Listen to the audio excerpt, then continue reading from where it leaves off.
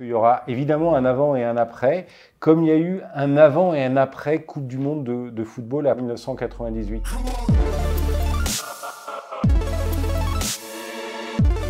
J'étais fier de faire partie de ce dispositif inédit puisque 300 heures de diffusion pour des Jeux paralympiques, c'était du jamais vu sur les antennes de France Télévisions parce qu'on a offert une vitrine magnifique pour tous ces athlètes. On leur a donné finalement la lumière qu'ils méritent, qu'ils réclament depuis de nombreuses années.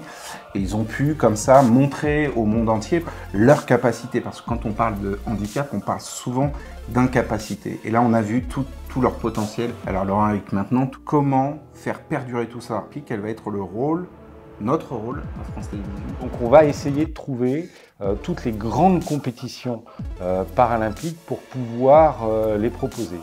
On a un exemple qui arrive dans 15 jours, qui sont les championnats du monde de cyclisme sur route, avec une épreuve paralympique qu'on va diffuser et à nous de travailler pour qu'il y en ait beaucoup d'autres.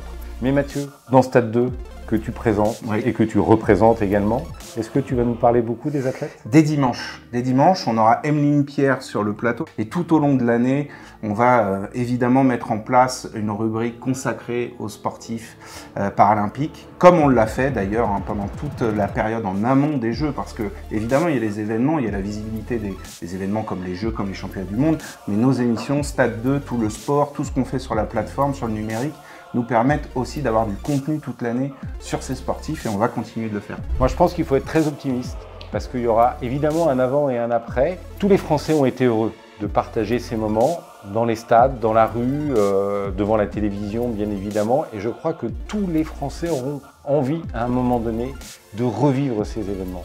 Ceux qui gagnent des médailles, on les prénomme les héros d'un jour, parce qu'ils sont héros un jour, puis le lendemain ils sont remplacés par un autre et ils sont petit à petit oubliés. Je pense que cette fois-ci, ce seront des héros d'une vie.